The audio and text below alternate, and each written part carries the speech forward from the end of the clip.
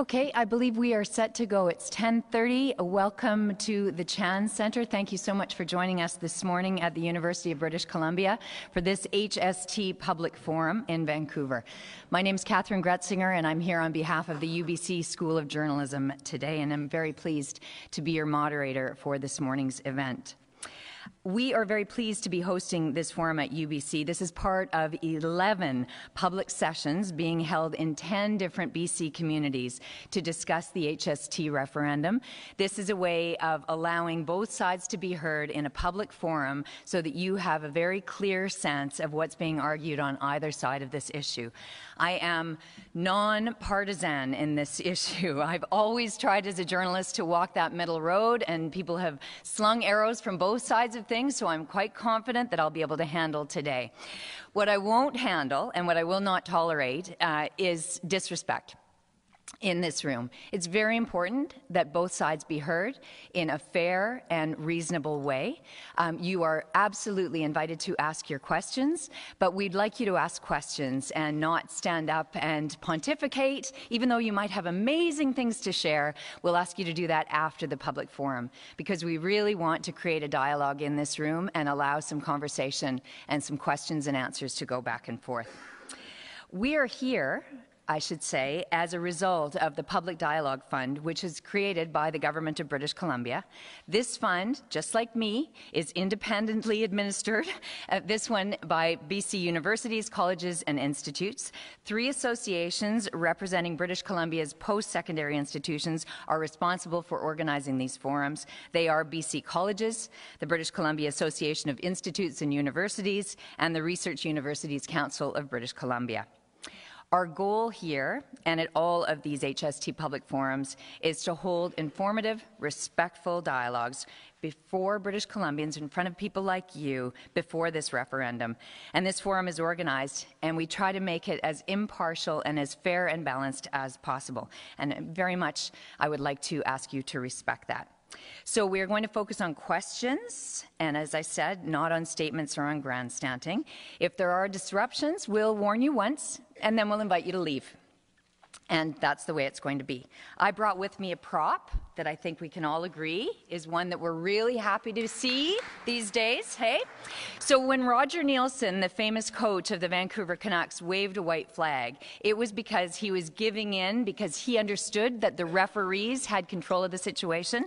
When you see me pull out this flag, this is a reminder that I am today's referee, and there will be no disagreement, okay? So, without further ado, I would now like to introduce our 2 sides in this debate today. The Fight HST Society, that is the yes side, supporting a referendum vote to return to the PST-GST, and the Smart Tax Alliance, the no side, supporting a referendum vote to retain the HST.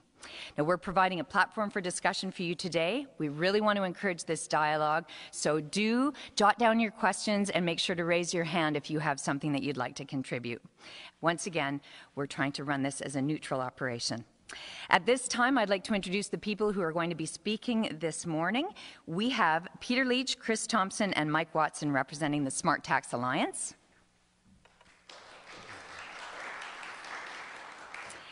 And we have Bill Vanderzam and Chris Delaney representing Fight HST. That's pretty balanced. Yeah, you're getting it.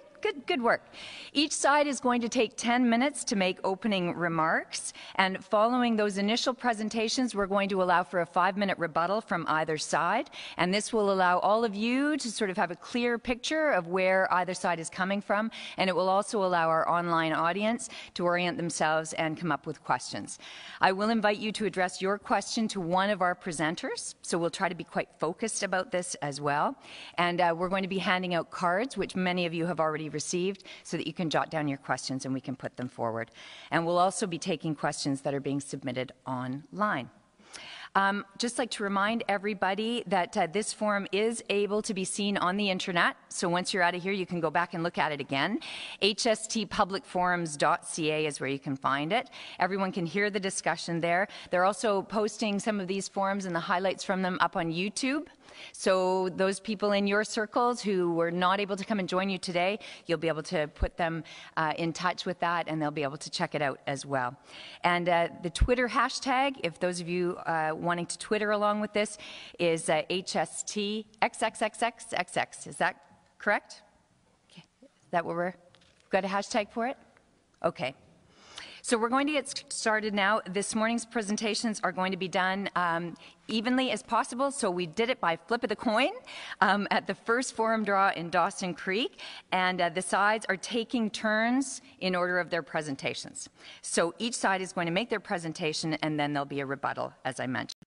So to begin, the Smart Tax Alliance. Well, thanks very much, Catherine, and good morning, everyone. My name is Peter Leach, and in just over a month, we're going to have the opportunity to all become finance minister for a day.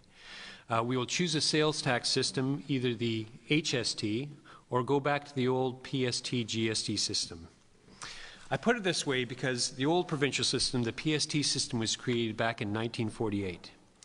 The world has changed. Countries like China and India have begun to modernize and are becoming economic powerhouses. British Columbia jobs have changed dramatically. The PST may have worked back in 1948, but in the 21st century, it has become a deterrent and expense for British Columbia small business, which represents 98% of the business community. And big business also, it's become a deterrent. It has become a competitive disadvantage for jobs in British Columbia. I'm not going to talk about the politics of how the tax came in. I'll leave that for the politicians and the pundits. I'm not a politician. I'm a small business person. I'm an employee in a small business with 30 other colleagues that support the film industry in British Columbia. With the high dollar, the HST has made a significant contribution to making us more competitive and a very globally competitive industry. Without it, we have lost significant jobs with the dollar where it is today. We can all agree on one thing. No one liked how the tax was introduced. The politics were mishandled. But there's an old fitting cliche, don't throw the baby out with the bathwater. One of the biggest myths about the HST is that it will hurt families, seniors, and low-income people the most. It's a powerful myth backed by so-called logic. The argument goes like this. Families, seniors, and low-income people have the least money.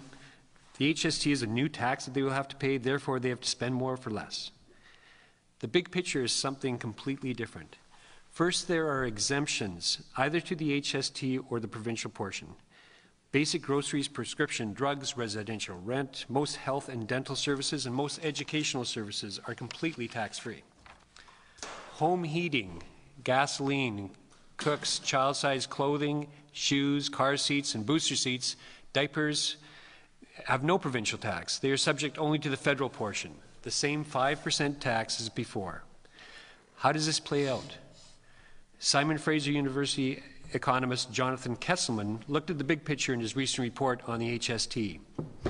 He concludes that poor households and those at moderate incomes are actually net gainers from the switch to HST, especially with the change over the next couple of years where we're going to see a drop of 1% next year to 11%, and then in 3 years from now we'll see a drop to 10%.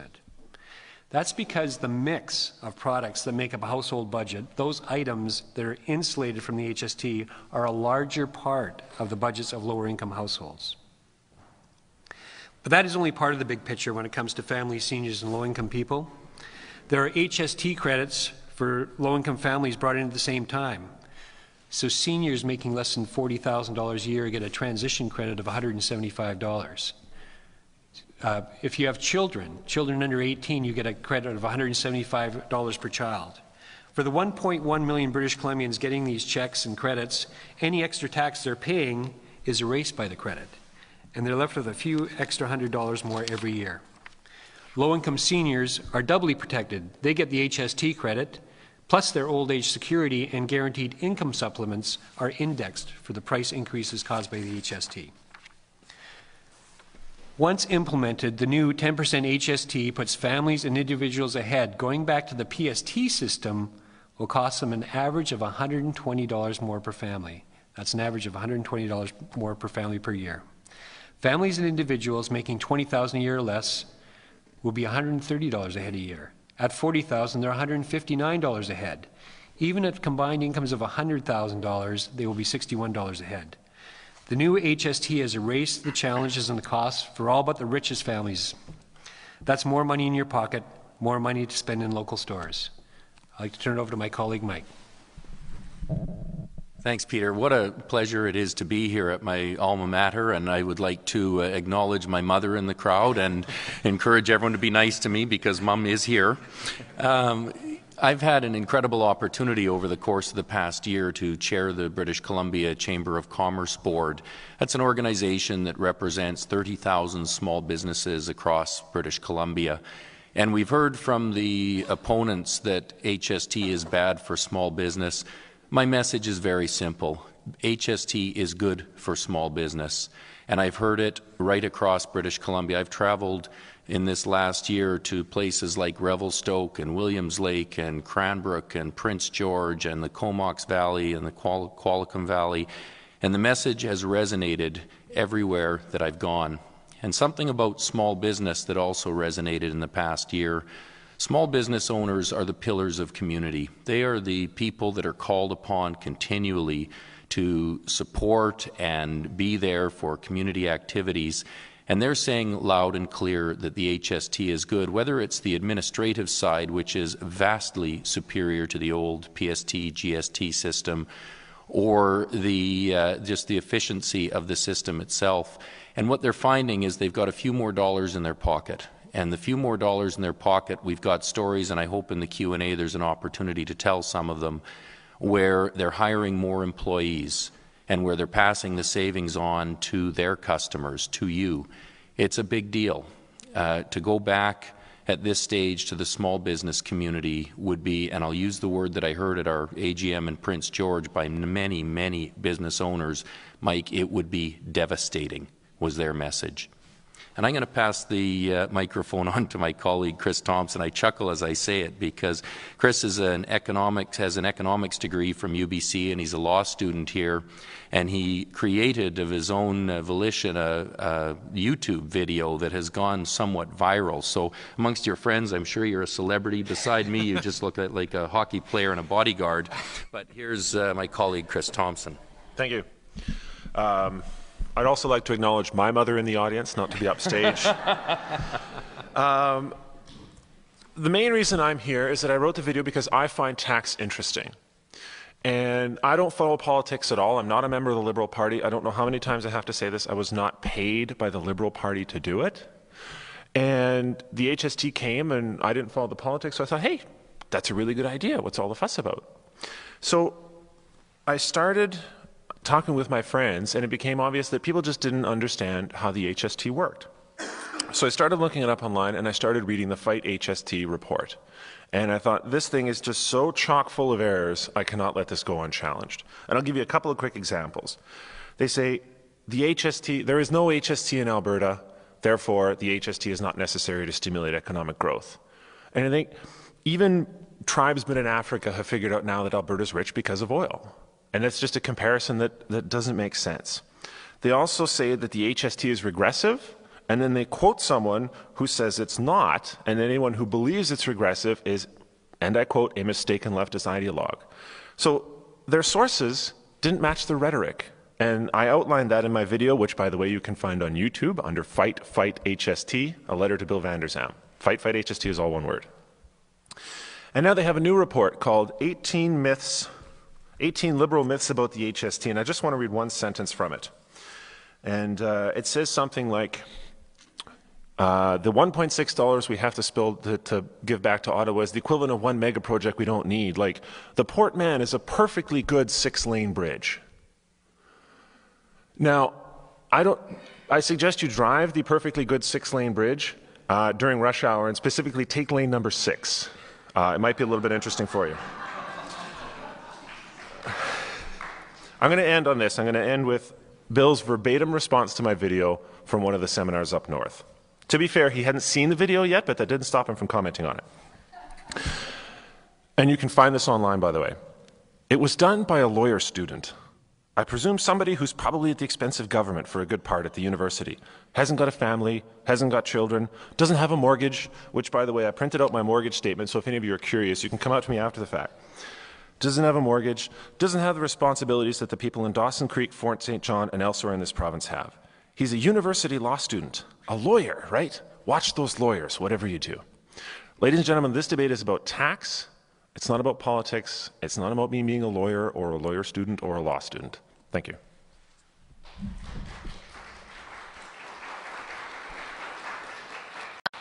Nine minutes and 17 seconds. All right, from the Fight at HST side, I do believe Mr. Van der Zam is going to speak first. Before coming here this morning, I phoned a friend in Denmark. He used to live in Point Grey. And I said, Peter, how are things in Denmark? He says, disastrous. I says, disastrous? He said, we're a welfare state, we're overtaxed, and we've got an underground economy that's bigger than the real economy.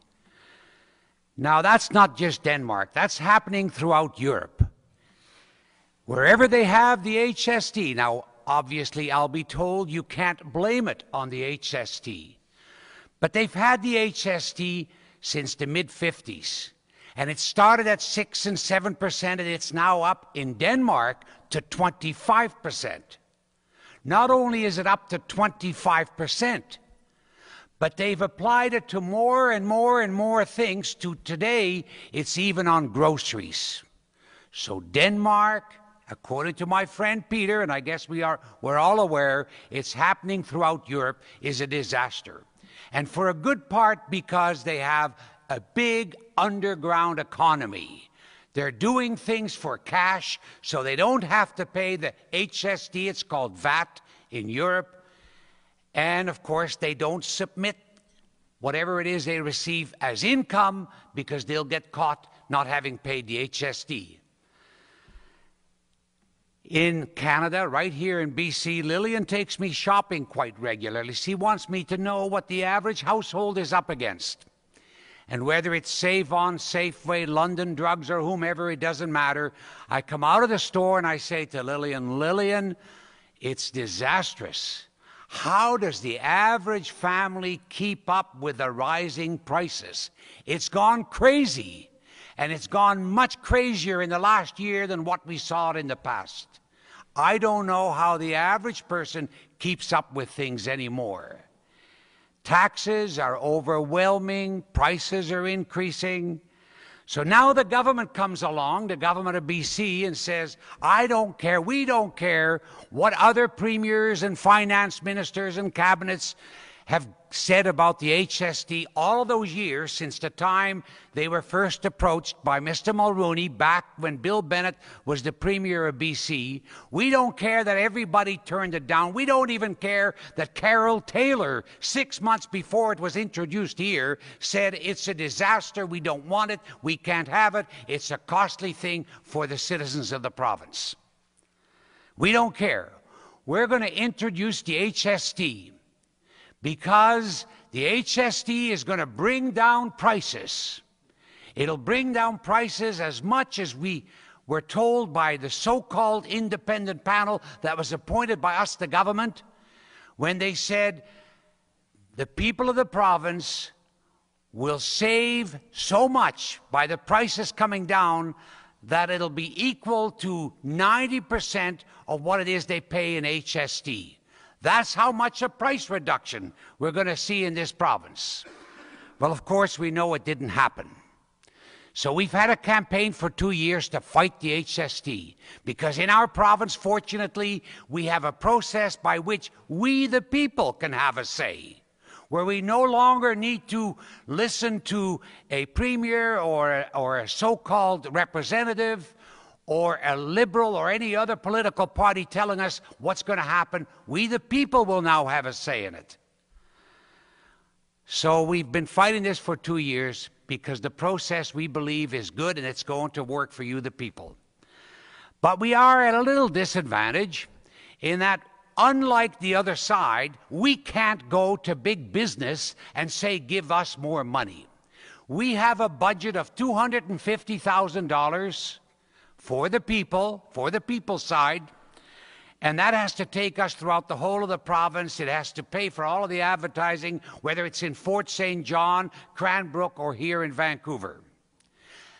They have a government budget of probably close to $10 million, much of which is spent on stickman ads, supposedly telling us how it's done and why it's a good process, but it's basically all pro-HST stuff. And they have the business community pouring in, must be millions, mega millions, because I know that the ads on TV, the glitzy ads during the hockey game, must be extremely costly. So they have the advantage of money.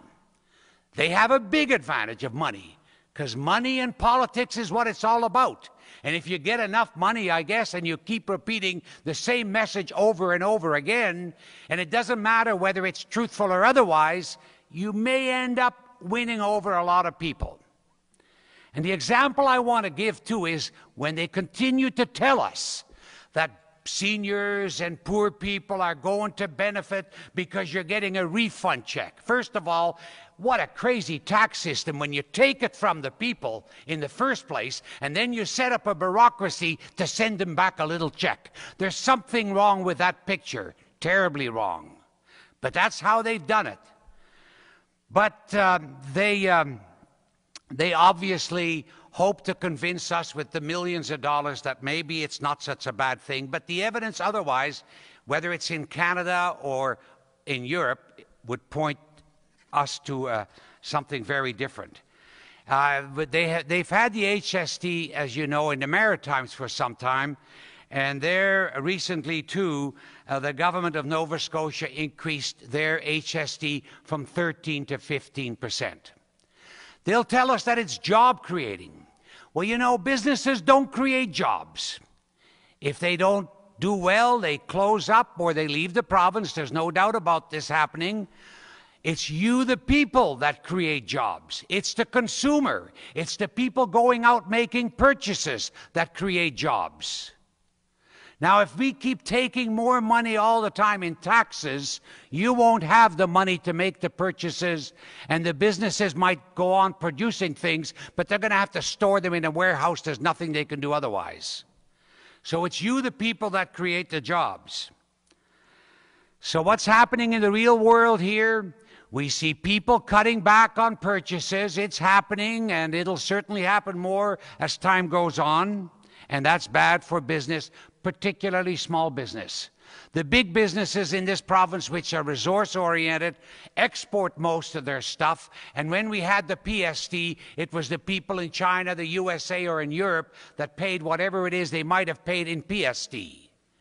Now it's you, the consumer here, that pays for even the guy that's shipping the logs on barges out of Kitimat to China, or the logs that are going across at Blaine to the USA to be milled and processed there into 2x4s and boards. If they now make a purchase that is HSTable, they get their money back. And it's the people, it's a black market that we see developing here as well. I had a friend who was a fence builder, and he said, Bill, I said, how are you doing, Richard? He said, you know, I did $500,000 worth of business before the HST. Now my business has been cut in half. I said, how is that, Richard? He said, well, there's people building fences that'll simply take the cash and not charge the HST, and that's what I have to compete against. And I guess we found out, particularly in places like Fort St. John, Dawson Creek, and Cranbrook, that more and more people are going to Alberta to make their purchases. They save the HST. And we find that here. Just try and get across to the boomingest city in North America, Bellingham, Washington, where we find more and more people from our province shopping on a regular basis. So we can do something about it. Now, I guess those of you that are working and can demand a wage increase from your employer, you might be okay. And I can't fault you for that. No one would. It's going to cost you $400 more per year per person simply by dividing the number of people in the province into the $2.8 billion they're collecting. You'll find out it's costing you $400 plus per year on average. And for families, the average is about $1,208 per year when you do the division. But of course, they'll tell you you're getting most of it back by lower prices. If you believe that, please tell me. I want to go there too. We have a chance to do something about it, folks. We can vote yes to extinguish the HST. We have a democratic process available to us now that tells the government not only we don't want the HST, but in future you or any other government, regardless of what your stripe, you come to the people first when you're proposing to give a taxing authority that's constitutionally ours to the federal government, and when you're proposing to impose a big tax on us. You come to us and talk about it first. Thank you.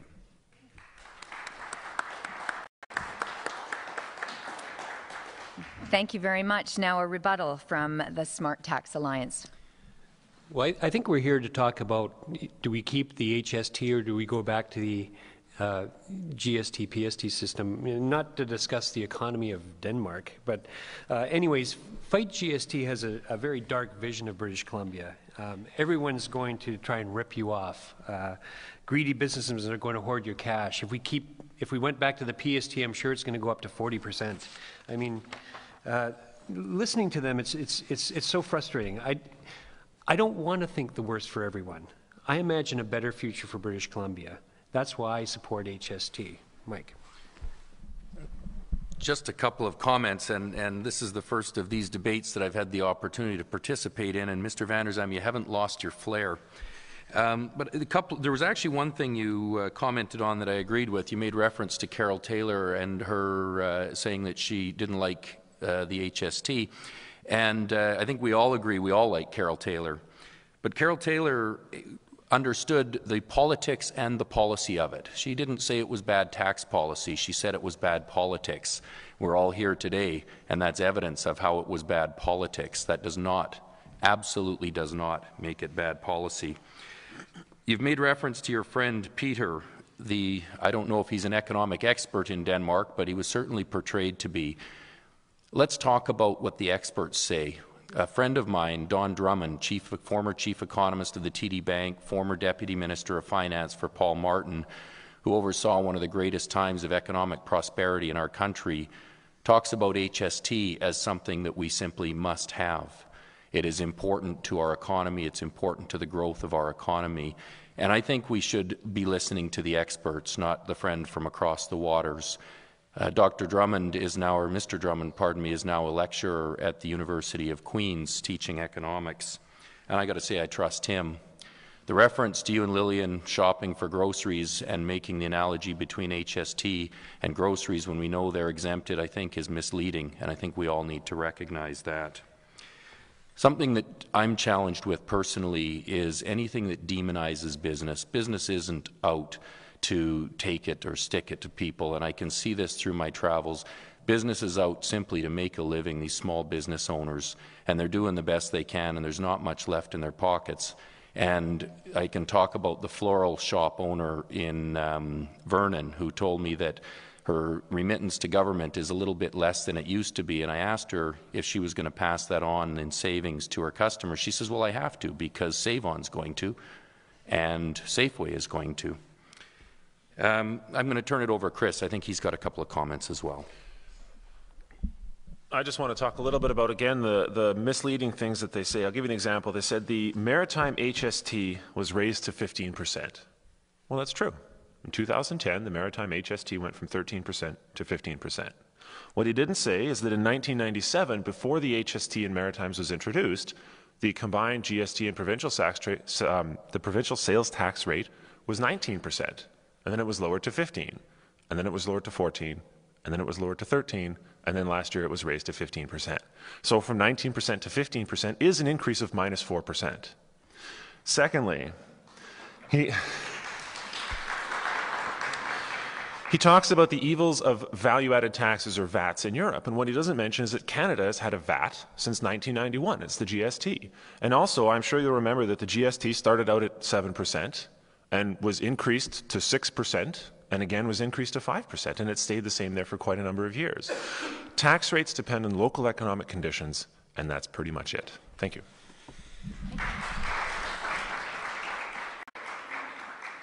And the Fight HST side? Well, you know, it's an interesting comment by the Smart Tax Alliance to say that business is not out to stick it to the people. And, you know, I used to think that too. I'm a businessman myself. But being in the Fight HST fight has opened my eyes. We had to actually go to court to defend the petition, the successful petition from the business lobby who tried to strike it down on legal grounds to prevent it from going to the legislature and having the people vote and decide on it. They knew that the decision would not come from the petition itself. That would have to go through a process. They didn't even want the process to happen. These people are greedy, they're selfish, and they will do anything to get the billions of dollars that they get from the HST. I can't say I blame them, but let's not pretend that they're all little angels out there trying to help the people. 2 weeks ago, the Premier made an announcement. It was sort of a Hail Mary pass to try to save what she knew was a tax that is going down into the ashes of history. In desperation, she decided to try to buy the people with their own money by giving them back a little bit less than what they are giving the government, and promising years from now to lower it by a couple of %. The Premier blinked. The Premier admitted in doing that the HST is not the best thing that they can do to stimulate the economy of British Columbia, as they had told us. She admitted it was a mistake, it doesn't work, it's harming the economy, and it's harming people. So if there was one good thing that came out of that, is that, yes, it did change the parameters of the debate. We're no longer talking about or arguing whether it's a good tax or a bad tax. Both sides agree it doesn't work. We're now arguing about what to do about that. The government says, trust us, we'll keep fixing it. We'll keep putting Band-Aids all over it until it's into a body cast that's so nice that it won't hurt you so much anymore. And we say, if it's that bad, get rid of it altogether. If a 2% cut over 3 years is good, then a 7% cut over hundreds of items now is even better, isn't it? Both sides agree we need to cut it. It's too much of a tax grab. It's hurting the people. In order to come up with the numbers that they do over on the smart tax side, and you'd think that if they were all economists and accountants and not politicians like they claim, they'd at least get the numbers correct. In order to come up with the $350 per family, you have to discount the amount of HST that you pay to businesses by 90%. That's what the independent panel says. They're accepting that 90% of what we pay in HST will be passed back on to you through lower prices. That's just sheer nonsense, and we know it. But they keep repeating that as though it's some sort of a fact. It's an estimate. It's a theory. And all they have is theories. But the great thing about the HST, once again, is it's been around for a long, long time. We've had the PST in British Columbia since 1948 or 49. The HST came in Europe in 1954. It's about 5 years or 6 years newer than our tax system. That's how progressive and new it is. And what has it done? It's driven the entire economy of Europe underground. In Greece, economists estimate 80% of Greeks no longer pay any taxes. So governments are burdened with borrowing money in order to facilitate and fund the programs that they have, because it's driven the economy underground, because taxation is too high. We're following a failed model? Why would we do that? Why would we look at an entire economic system that is collapsing before our very eyes, with nations defaulting, and say, let's do that? Closer to home, we have the maritime provinces where unemployment is the highest in Canada and per capita debt is among the highest in Canada. And we want to imitate them? It must comfort everybody in BC to know that we're moving to the economic model of Newfoundland. When we have Alberta, Manitoba, Saskatchewan right next door to us, the prairie provinces that we trade with are closer to, and they all have unemployment in the 5% range and are booming with no HST. Even the two provinces, Manitoba and Saskatchewan, that have PST, have a low PST, and they don't have an HST, and they're working just fine. And of course, we trade with the United States, which has no HST. 30 seconds. The HST is a bad tax. It hurts people, it's regressive, even the government admits that. Vote yes to extinguish the HST and take back your province. Vote yes to extinguish the HST and take back your democracy. Vote yes to extinguish the HST and take back your money. Thank you.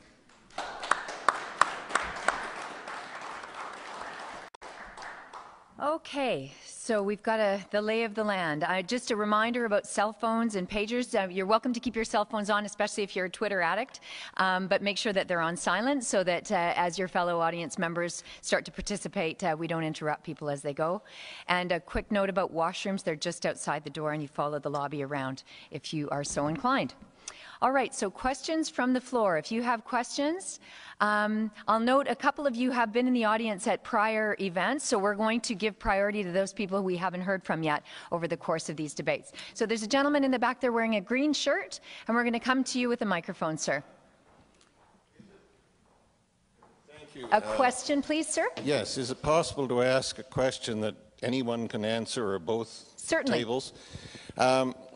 What we're faced with, I believe, is going forward, if the old two taxes were put back, then we would be presumably facing on most items, and I want this to be confirmed if I'm right, 5 and 7 equals 12%.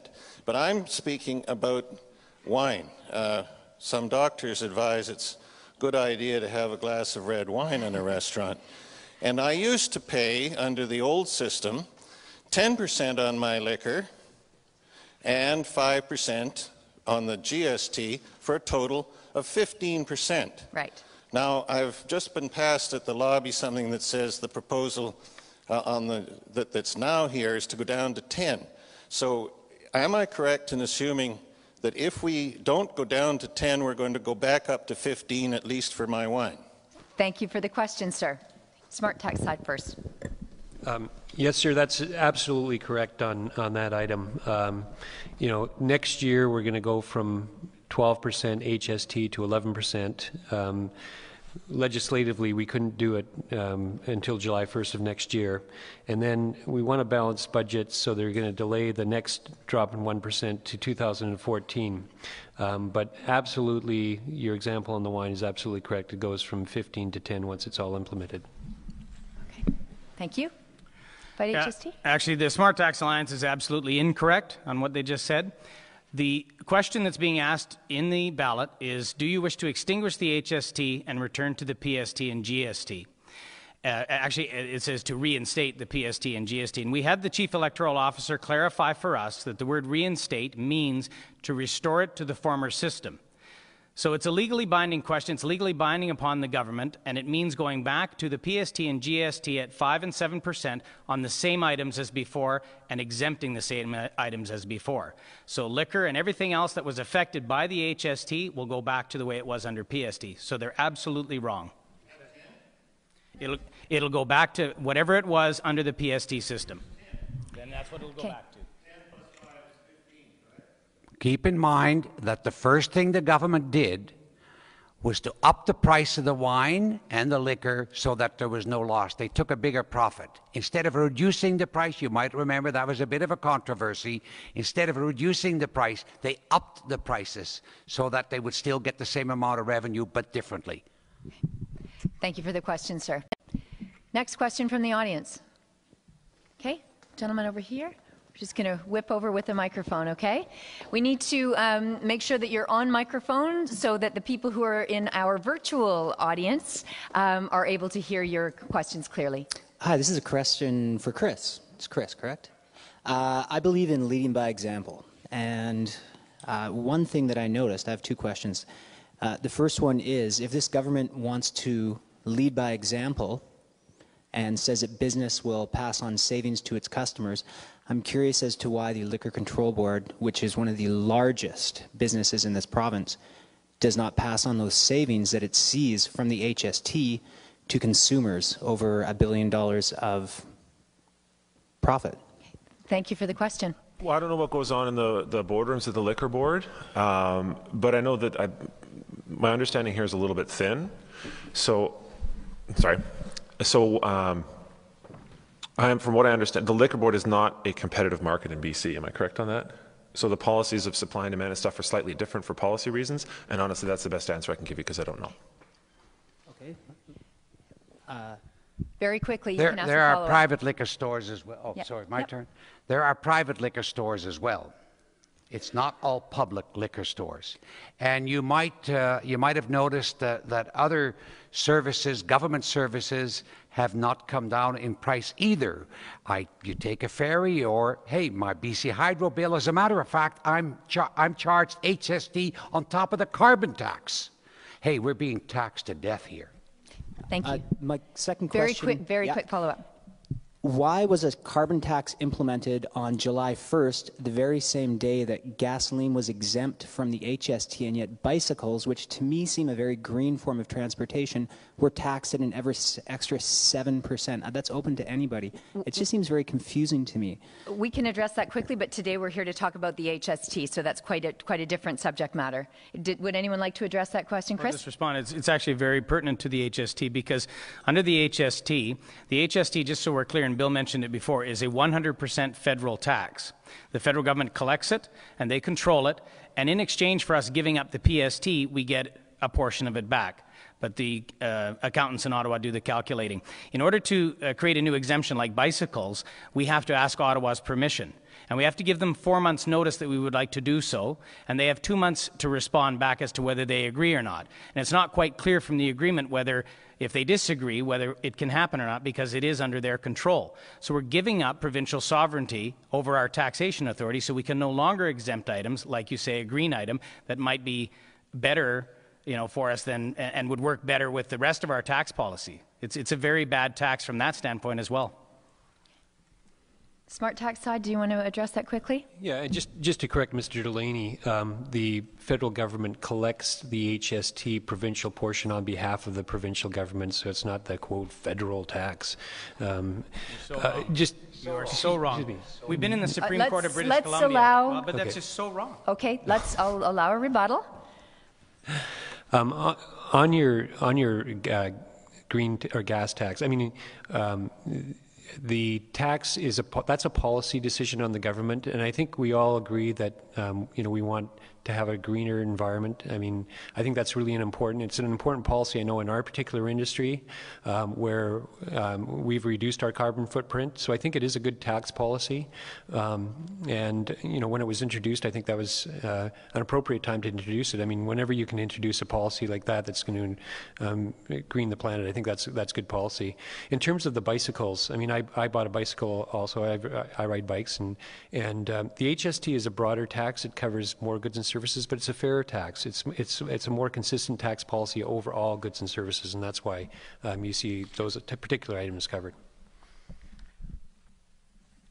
Yep, 30 seconds rebuttal. Just to make it very clear, the HST, we had to go to court about this because we challenged it on constitutional grounds in that we said the HST is illegal because it usurps provincial taxation authority. The Supreme Court of British Columbia said no, it doesn't, because it's a 100% federal tax administered and controlled by Ottawa. It's that simple. Okay, thank you. This is a question that was presented to us by someone in the audience here. It's for the Fight HST side. BC is in a financial deficit position largely caused by the worldwide recession. We live in a global economic world. Why don't you want British Columbia to be in the best possible economic position to compete in the global market? So I guess what's being suggested here is that whenever the government mismanages, they could simply decide to impose a new tax. That's not the answer. If they can do that, then we'll have deficit after deficit. We'll be in debt forevermore because governments will continue to need more money. Now, it's probably a number of things that have caused this huge deficit, because the former premier was suggesting at one time during an election that the deficit would not go beyond 400 million. Well, then, of course, when the true figure came out, it was beyond 2 billion.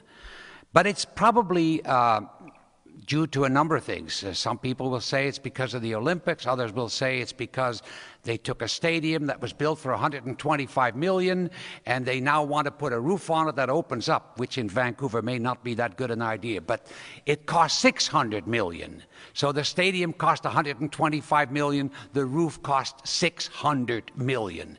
So it's decisions like that that have caused a huge deficit, that have caused us to suffer economically, perhaps, and will cause us to suffer economically more still, particularly if we say it's okay, you can just impose another tax. The consumer will take care of it. Just to add to that, since when does bringing in a new tax stimulate the economy anywhere? That's just foolishness. Taxes are necessary, we all know that. The idea is to get it right, to do it the best way that you can. You can't impose a tax and suggest that that's actually going to help you get out of a recession. That's sheer nonsense. Okay, rebuttal from Smart Tax, please. Just in response to the question, we obviously agree with what was underlying the question, which is the HST does build a strong economy. One of the things I'm challenged with is the way this tax policy debate has become a political debate, and we start throwing things in like roofs on BC Place, etc. That's not what we're talking about here. We're talking about effective tax policy. And it's not just government, what it is about, pardon me, is government recognizing that we have goods and services that they provide that have to be paid for. Tax revenue pays for education, tax revenue pays for health, and that's something none of us, particularly as we're sitting here at UBC, are willing to give up. And you must have taxes in order to pay for those things. The economic debate and discussion, the policy discussion, is what is the most effective mechanism of taxation, not should we have tax. We'd all love it if we didn't have tax.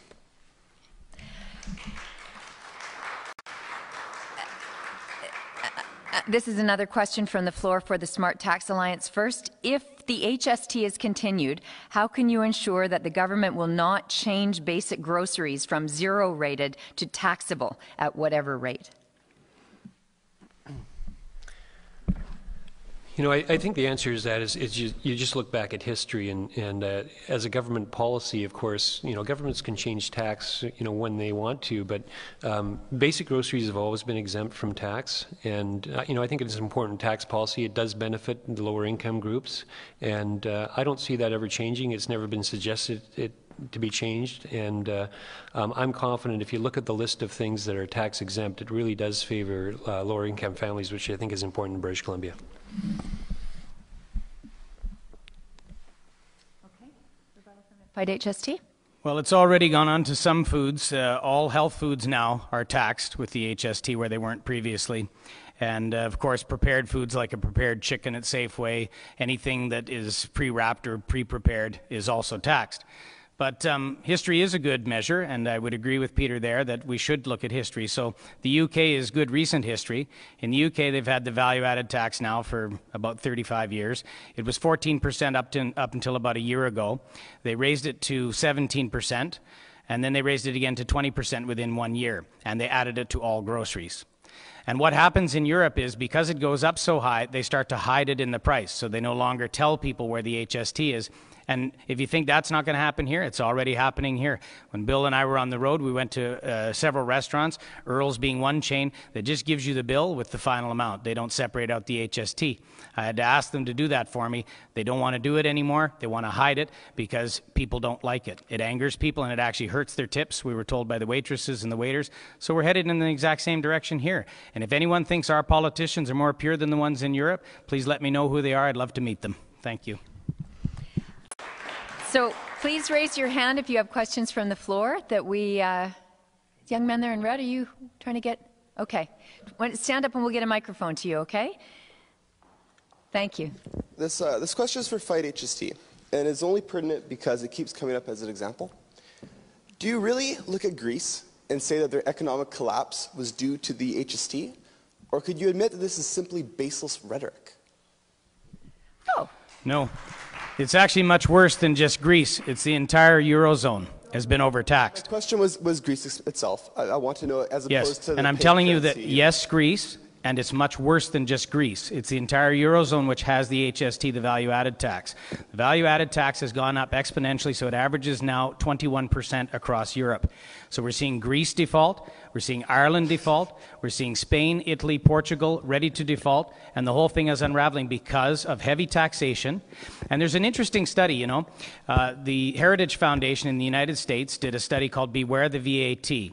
And in it they found that nations that adopted the value-added tax, their debt went up, their government expenditures went up, and the overall debt ratio and deficit ratio increased. It didn't go down. So we're being sold this tax as a way to offset deficit and to help the economy, but it actually does the reverse. And that's empirical. You can read the study yourself. And it's devastating is what has happened. So it's not just Greece, it's everywhere, and in Greece particularly. Bribery is a common way of life there now. Graft, fraud, all of that is systemic in the Greece system to the point where 80% of the people no longer pay taxes. Yes, it's terrible. Thank you for pointing that out. Thank you, Chris. Smart tax? Excuse me, sir. Thank you. Sir, can I just ask a question? Is that the same Beware the VAT test study that you quoted on your website that basically called you a mistaken leftist ideologue for believing the HST is regressive? No, we never said anything about that. I don't know where you get that nonsense. It's in the study. You make stuff up. Okay. Go to the Fight HST report. They quote a study called Beware the VAT. Click on the link right below it. Do a find and look for leftist ideologue, and you will find exactly what I'm talking about. Please do it. It doesn't say anything what he says. It says, in case anyone thinks that the only people who are against the value-added tax or the HST are leftist ideologues, please read this study because it's from a very conservative group called the Heritage Foundation. So the devil's in the details, I guess, Chris. Thank you very much. Here is one for Mr. Van der Zam. You talked about the underground economy in Denmark, which has a 25% tax rate. What does that have to do with British Columbia, which will have a 10% tax rate under the HST? Well, first of all, we don't have a 10% tax rate. That's another thing they keep telling us. Go out today, buy anything, and you'll probably, well, you will, on most everything, pay 12%, not 10%. The 10% is a promise for 3 years from now. 3 years from now. And the government has a problem. I'm not being political. We all recognize this. The government has a problem in that they've lost credibility in a whole lot of this. And a lot of people don't believe what the government promises to do next week, let alone 3 years from now. But other than that, we also know that there could be a change of government. And there could be some disastrous thing happen, heaven forbid, which will cause the government to say, we really can't change it. We must have it now. And furthermore, they passed a motion in the House to lower it to 10% over 3 years. But the Minister of Finance said, we need to get approval for that from Ottawa. So before we get to 10%, if we ever do, it's the Ottawa, Ontario and Quebec politicians, they hold the majority that decide whether we're allowed to reduce it or not. And the government's intent federally is to have an HST across the country, an equal HST across the country, which hopefully one day they think might go internationally, and then we'll have a so-called level playing field worldwide, and of course you'll get your bill from Belgium. Thank you. Rebuttal? Yes, it is a global conspiracy, this HST. It's, I'm sure Brussels is going to be collecting our taxes very shortly, and I'd run for the hills. Let's look at the history of our VAT tax, which is the GST. We went from 7% to 6% to 5%. We're not going to 20%. Why don't we go back to PST and raise it to 50%? Okay, thank you. Question from the floor again. This gentleman over here. I believe you're the woman in the front row. You've been at the last couple of sessions? Okay. All right, I'll come to you. Sir. One comment and one question. On the subject of Europe, the country that has the highest amount of tax also has the highest standard of living, and I think that's Sweden. So having said that, if the tax is extinguished, presumably there will be a deficit in government revenue. How will the government find a way to get that money back? And if so, how would they do it? And are the people of British Columbia any better off under those circumstances? Who would you like to answer that question first, sir? I think it can go to both. Okay. So, should we start with smart tax? All right. That's a very good question. What happens if we have to pay back the $1.6 billion, hire back the 300 or so taxpayers at a cost of, I think, around $35 million a year? And there's only one answer to that, is we're either going to have to raise taxes somewhere else, or we're going to have to cut services. 1 + 1 = 2. It's basic math. So if we have to pay out this money, we're going to have to either gain it somewhere else, or we're going to have to cut services. That's the only two choices. Thank you. Chris. I'll quickly answer. So the problem with that is, of course, it's a no-end game. Where does it end? Once we pay this HST and we sort of give them some money to wrestle this deficit to the ground and they overspend and create another deficit, then what? Then do we do like Nova Scotia and raise it to 15%, and then are we all in favor of that? And then do we let it go like Europe to 21 and 25%? What is your limit? That's what you have to ask yourself. Where do you draw the line? The problem is that you actually have to look at the cost of keeping it, not the cost of getting rid of it. The cost of getting rid of it is actually very minor compared to the cost of keeping it. British Columbians will pay an additional $24 billion over the next 10 years in taxes that we didn't pay before. Even if we had to repay the entire $1.6 billion to the federal government and spend another $30 million to reinstate the tax collectors here, that's the bargain of the century. We'd be saving $22 billion. Just to add to that, the federal government so far has only paid the province 2/3 of the $1.6 million. So there's more money to come, and the government could say, no, we're changing that.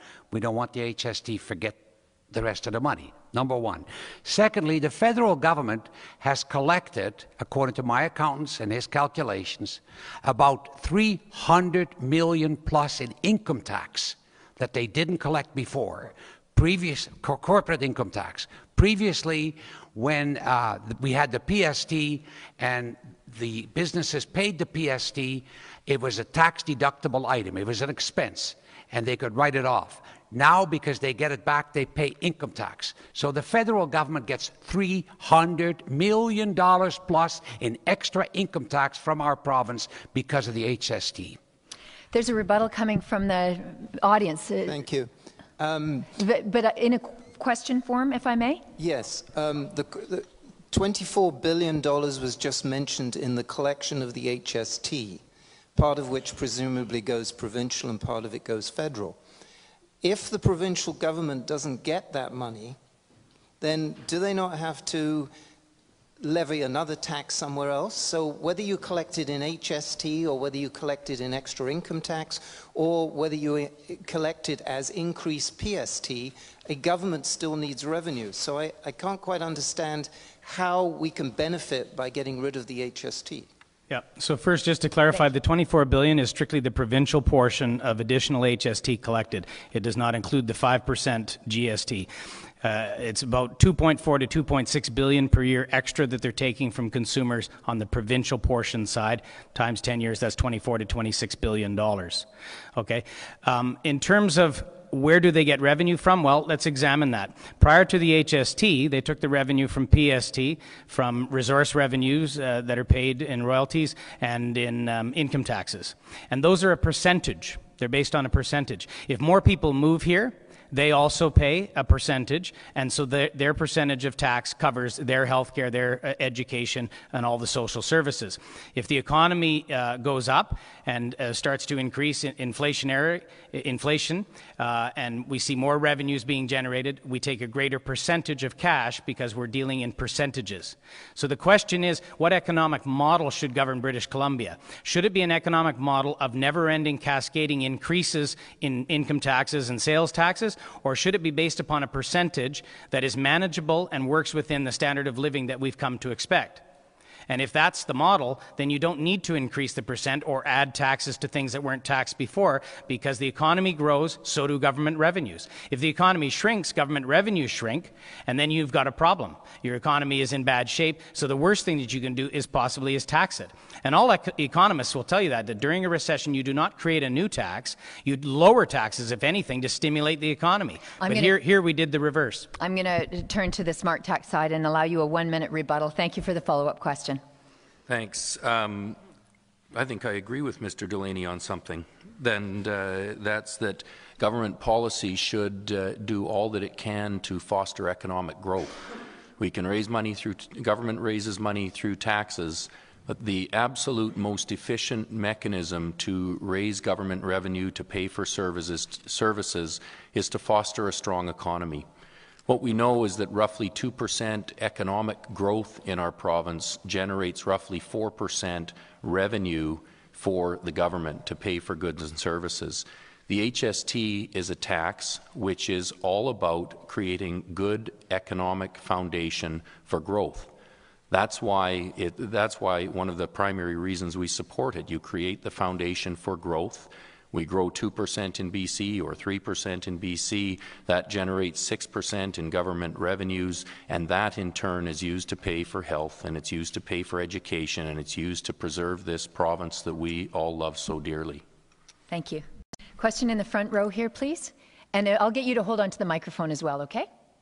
Oh, she's going to hold your microphone so it can be nice and close to your mouth. Okay. The first thing I want to thank the young guys for coming up tonight, and great to have your moms here. I'm saying this because last night I asked a question from that side of the panel when they state that the HST is good for small business. I have a 26-year-old daughter who has a small roofing company in British Columbia. She tried to make it since last July with the HST, lost money, lost business, didn't feel in her heart she could charge these people the HST. And your question is? My question is, okay, so now she's moved to Alberta with her company. I want it to be clear. She took her roofing company to Alberta. You state it's good for small business. I want to know how many small businesses have moved to Alberta. If you say that it's good for them, tell me how many have left our province because of the HST. Thank you. Well, I don't know the answer how many will have left. I think because of HST, the number would be very, very, very small. Because of booming oil fields in Alberta, that number might go up a little bit. Each small business faces its own challenges. And for your daughter in the roofing business, she entered into one of the toughest sectors in our economy. One of my best friends, university roommate, is in the roofing business. It took him 10 years to get to the point of break even, and he struggled and ended up having to leave Vancouver and run his business out of Kelowna where the costs were a little bit lower, and 17 years in he's now running a business that is very successful. Small businesses are, every sector is challenging. To blame small business challenges on HST, I think, frankly, is unfortunate. When things aren't going well, it's very easy to demonize that which is the external factor, for sure. But, and you may not disagree with me and certainly empathize with your daughter's position. She's in a brutal, competitive industry. And the reality is, from a pure financial perspective, the roofing companies actually benefit from HST because they now have the opportunity to get the input tax credits on that which they have been paying. So again, a very unfortunate situation. I'm sure you have a different perspective than I do. I'm only giving you mine from the best answer I can give you. Thank you. Rebuttal, Chris? Well, Peter Simpson, the head of the Greater Vancouver Home Builders Association, says that the construction industry, the new home construction industry, including renovations, roofing, all of these sub-trades, is already a lot underground in British Columbia, and he said the HST will only make it worse. So that's from the head of the Greater Vancouver Home Builders Association. But the problem is this: if businesses are passing back 90% of what you pay in HST back to you in savings, that leaves 10% to the business. And after tax, that's 7%. How can you stimulate growth and productivity and new equipment and new jobs and new businesses with a 7% of what's remaining in the tax, which is probably less than 1% of business revenues, maybe even a fraction of that, for new investment. It's not possible to have it both ways. So it's either costing the average family $1,200 a year and you're not getting those savings, or if you are getting those savings, then business doesn't have anything left over to stimulate the economy. Thank you. We need you to be on the microphone. Thank you. And I'm going to allow our... I'm going to keep it really short. She made a profit every year from the first year. She had a 3-year business before she left. She made a profit every year. So if your friend took 17 years, I don't know what he was doing wrong. She's a brilliant business person, and it's a shame that she's left BC. Thank you. Anyone else in the audience wanting to pose a question? Fellow in the back and this gentleman here. We'll go with you first, sir. Get you to stand and... Oh, yeah, thank you. Thank you. I have a question for the Smart Tax Alliance people over there who could arguably call the Dumb Tax Alliance, but I'll let that pass. We're going to be very respectful in this room. Okay, Thank you very much. Yeah, if I was a cynic, I would call them that. They say earlier in this forum that HST has nothing to do with how governments spend money. But I disagree, and I want to ask them a question. What is it about your side that thinks we're so stupid, the public of British Columbia, that we don't understand that spending $600 million on unnecessary roofs on stadiums results in the necessity for this extra tax? Can I push you to ask a question that's answerable? Well, that's answerable. Okay. What is it that you think we're so dumb we can't figure that out, that we can't connect those dots? It's by blowing all this money is why they need this extra tax revenue, if they can control themselves. So what is it that you think about us little people in British Columbia that we're that dumb that we can't figure it out? Could you explain that to me? Thank you.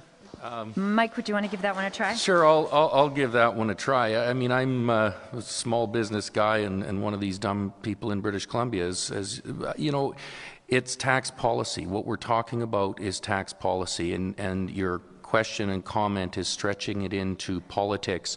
We're here to talk about the HST, the impacts on the economy, what it means to small business, what it means to consumers, and I think that's what we should keep the debate about today. Okay. Fight HST side? Yeah, this exercise that we're going through now is obviously a great exercise in democracy. Consider this. When we started 2 years ago, we gathered in the sleet, snow, wind, rain, cold, 710,000 signatures throughout the province. All the polls that were done said 85% of the people were against the HST, and the government ignored it. That's 2 years ago. The government hasn't responded. The only response we had was from the former premier, who said, we don't care how many people signed the petition, we're going to go ahead with HST anyway. Thank you. Thank you. Another question from the floor. There's a young man at the back. Okay. Let's get that microphone right up to your chin. There you go. Hi. So this is regarding the worldwide conspiracy on the HST. Oh, small subject. Okay. No, you're really narrowing things down for us. Good work. So the Stop the HST website says that the HST is revenue neutral to the BC government. And I received this HST referendum voters guide. And here it says the HST is not revenue neutral, as the BC government claims. And that's on the position of the supporting of extinguishing the HST. So I'm just wondering if that's a typo. They seem like contradictions. Okay. We had another question from the floor very similarly, so I'm going to weave it in together. Please comment on whether the HST is revenue neutral versus revenue generating. If revenue generating, what will this go towards for the good people of British Columbia? Should we start with the Fight HST side and then move to Smart Tax? What's your preference? Fight HST. Thank you. Yeah, so it's very difficult to keep up with this government because the goalposts keep shifting every time we nail them on something. So it turned out they originally said it was revenue neutral, so that meant it was a straight transfer of $2 billion in taxation that corporations used to pay now on to consumers. The independent panel that they chose did a greater analysis and found that it was actually $2.8 billion, so there was an $800 million windfall for government. So it became not revenue neutral, it's a tax grab. So that's why we pointed that. So it's not a typo. But in addition to that, it's kind of interesting because, again, we've talked about economists here today, And not one economist in British Columbia, not a single one, identified the $800 million overage by the government. They all looked at it, said the HST is revenue neutral, it's terrific, it's great, and all they had to do, it wasn't a prediction that was required, all they had to do was look at the numbers. So looking at the bare numbers, they were unable to tell us that $850 million more was being taxed from the people of British Columbia that is not budgeted to anything other than deficit reduction by government for mismanagement previously. It's still not going into any social programs. So it's not a typo, that's correct. Okay. It generates a surplus, which isn't required to, keep the revenue neutral policy. Or that's right. It's not revenue neutral. It generates additional revenues for government after they said it wouldn't. They were adamant that it wouldn't because they said we don't want to penalize the consumer. We just want to help business productivity. But it turns out they're not only transferring the burden from businesses onto consumers, but they're adding another $800 million for government to take as well. What small kind of percentage increase would generate that $8 million surplus? $800 million is roughly the equivalent of 1% of HST. If you cut it by 1%, you would reduce $800 million. Okay. The thing is, in order to get it down to where what we paid under PST, you would have to reduce it to 8% overall from 12%. Because at 800 million times 7%, that's $5.6 billion generated in HST by the provincial side. 1.6 billion of that is being promised to be reduced in a 2% cut. That means a net burden for consumers of $4 billion in British Columbia. Under PST, consumers had a net burden of $2.5 billion. So we're still paying 1.6 billion more under HST, even if the government proceeds with its 2% cut. Okay, I'm going to move to smart tax, please. Wow, I'm glad Mr. Delaney's not my accountant, I can tell you that. The HST is a policy that's going to create jobs in the province. And I think the importance of that is, I had a meeting with Carol Taylor when natural gas prices, I think everybody's aware, had come down quite dramatically in British Columbia, and it was a huge factor in determining the revenues of the province. So there's a number of factors that go into determining the revenues of the province. I think when HST is brought in, we hopefully it is revenue positive, and the reason being is that the costs of education and healthcare, these are going up. It's a reality. I think we all recognize that. We need an effective policy that's going to stimulate the economy, and the HST is one that does it. So I hope that it is revenue positive for the government, because if it's not, if we're in a deficit in the province, like all those European countries that Mr. Van der Zand was talking about, we're going to be in rough shape. Canada is one of the healthier economies, even going through this recession, and part of that is because we have effective tax policy. We have a good banking system also, that's a big part of it, but we have effective tax policy. We've got, and we want to continue building on a strong economy here, and the HST is a big part of that. Okay, thank you. Any questions from the floor? Okay, this one is for smart tax. You mentioned HST is good for the economy. Could you give a recent specific example where this is true? Yeah, I'll give you an example. The Endako expansion project has 115 suppliers, and when complete will create 70 jobs, generating an extra $450,000 in municipal taxes and pump $50 million into salary, service, and supplies. The Mount Milligan project is going to add about 360 direct jobs and an equal number of indirect jobs to BC's economy. The HST is fueling jobs in this province, and those are just two examples: the forestry sector, the mining sector, and I'll give you a more specific example that I'm extremely familiar with, which is the film industry. The HST provides us an additional 7% rebate on goods and services that we purchase in the industry. We weren't PST exempt. We were actually exempt from being PST exempt. So this is an absolute 7% difference in the cost of the goods and services, which is last year in British Columbia it was about $400 million of goods and services that the tax would apply to. We now get that back. The difference that's made with $1 at $1.03 to $1.05 has been that we've got 3 projects I can think of, 2 television series which employ 165 individuals each, plus a feature film that employs 850 people coming to British Columbia that wouldn't have otherwise come here because of every single project in the film industry is bid around 4 or 5 different states and provinces, and Ontario has the HST. And one of the things that Ontario... Very quickly. Okay, just to wrap it up, Ontario was down in Los Angeles recently saying that British Columbia is going to potentially go back to this PST system, so you better bring your business to Ontario. So I'm going to flip that question and ask the other side of it. You mentioned HST. You guys mentioned HST would be good for the economy. You're arguing that it would be bad. Can you give us a very specific example of how it would negatively affect the economy? Yeah, I'll do that in a minute. I just want to clarify a couple erroneous things said just by Peter just now. He said he doesn't want me as his accountant. I can appreciate that, but he might want to get another accountant, because if he thinks he's saving 7% on the total cost of a production in British Columbia, which I just heard him say, that's ridiculous. PST only applied to goods and materials in the creation of a movie, not to labor before. So when you add HST now onto labor, it's a flow-through. There's no net gain there. And movies are a very labor-intensive production. So you're probably looking at maybe 25% tops in terms of costs for goods, services, equipment, and trucks and trailers and whatever else. The rest is labor-based. So 20 to 25% of $1 million is $25,000, and 7% of that is whatever it is, or sorry, $250,000, and 7% of that is whatever it works out to. It's about maybe 1 or 2% savings on any given budget. If that is the difference between being successful or not, then you don't know what you're doing. I can give you dozens of examples, and we've already done that, of where the HST is bad. Right here in Canada, it's been bad in Newfoundland, Nova Scotia, and New Brunswick.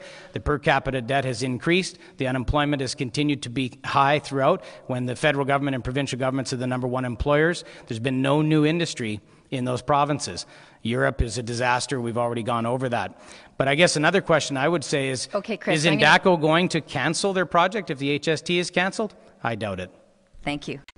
There was a woman who joined us late this morning, so for your information, the gentlemen on my right are with the Smart Tax Alliance. They are Peter Leach, Mike Watson, and Chris Thompson. On my left, the people who are with Fight HST, Chris Delaney and the former Premier Bill Vander Zalm.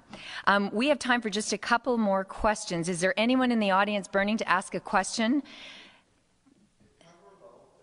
Nope, because we don't have time. There's a woman here in a Canucks t-shirt. Stand up and we'll get a microphone to you. There we go. Hi, there's a question for the gentleman over there. You keep quoting Europe as an example of the disastrous result of VAT. How do you explain before 2008, Europe has been doing quite well economically, and how do you explain Germany right now still doing well? Thank you for the very specific question. Yeah, that's a very good example. It shows that there are a number of factors. Germany is a great example because it shows that there are a number of factors that come into play in addition to taxation. We've never said that the VAT is responsible 100% for all of the disasters of Europe. We've said that it is a major contributing factor. Now, I know nuance is the bane of fanatics, but that's what we're trying to say. It is a major contributing factor to the debilitation of Europe. There's no question of that. Every economist will tell you that. It's driven the economy underground, and they go into a vicious cycle. Every time they lose money, they raise the VAT. And what it does is it drives the economy further underground. What happened in the UK was they were losing between $20 and $30 billion a year in VAT fraud. And that was at 14%. Their solution was to raise it to 17% and then to 20%. They now estimate it'll cost them 1.6 million jobs over the next 5 years. Even the C.D. Howe Institute here in Canada said the HST implemented in British Columbia and Ontario will create a net job loss for the next 5 years and may take an additional 5 years for us to come out of it. And they're a pretty respectable institution. Okay, thank you very much. So rebuttal from the Smart Tax side, please. I think we've covered off the Europe situation pretty well today. Nothing further? No, thank you. Okay. I thought you were going to say nothing further, Your Honor, and I was waiting. I was waiting. All right, I think it's time for summaries at the moment, and just to make sure that we are maintaining, I think we've been pretty balanced in terms of making sure that either side has had the same amount of time this morning, and I'm going to keep my little stopwatch going. Thank heavens for iPhones. We are going to have final thoughts first from the Fight HST side, a 1 to 2 minute summary, and then a couple of minutes summary from the Smart Tax side as well. So who's going to begin? Mr. Van der Zam. From your team, yes. Okay. The eminent C.D. Howe Institute of Canada did a major study on HST, and they came forth and said, perhaps in 7 to 10 years, the people will see a benefit from the HST. Perhaps. However, the business group saw a benefit 4 months after the HST was introduced. They started to get their checks back. I think also it's fairly evident from the money spent where the benefit goes.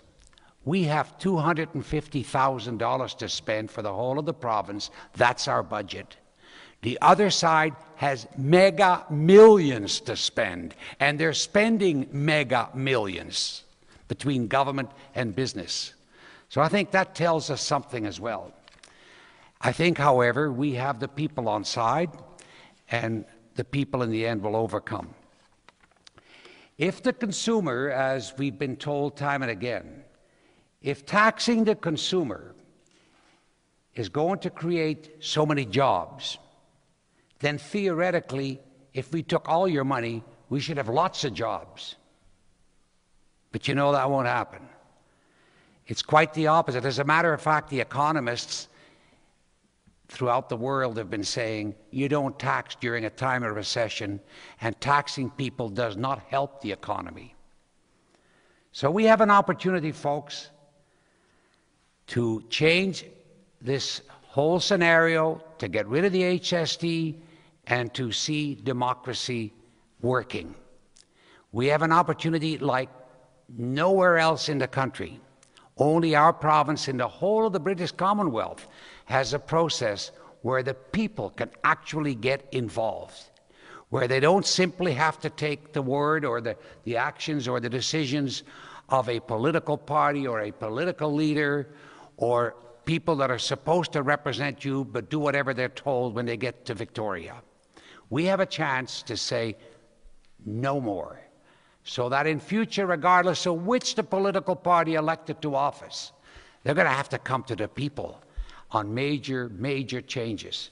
That opportunity is yours. So when you get your ballot in the mail, vote yes to extinguish the HST. It's good for you, for your pocketbook, it's good for the province, and it's great for democracy. Thank you.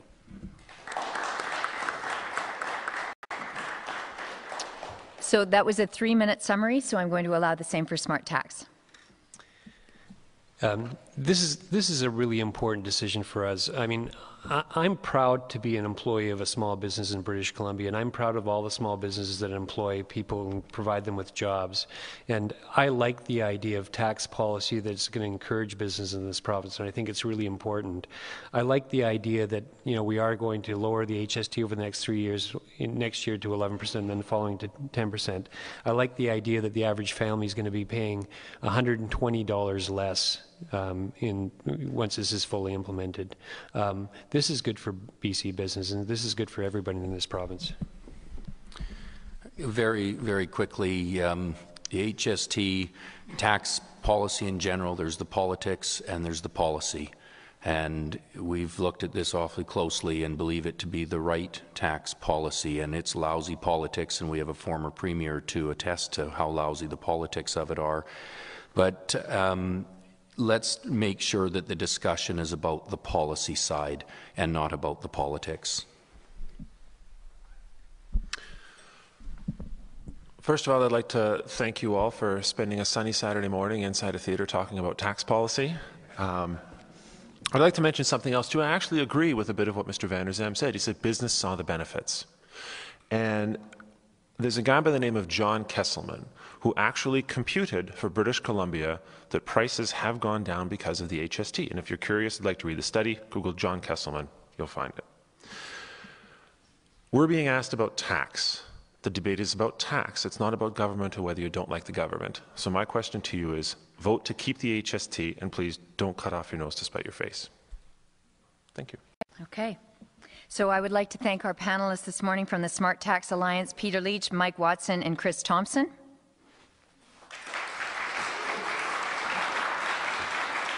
Thank you. And from the Fight HST side, Chris Delaney and Bill Vander Zam.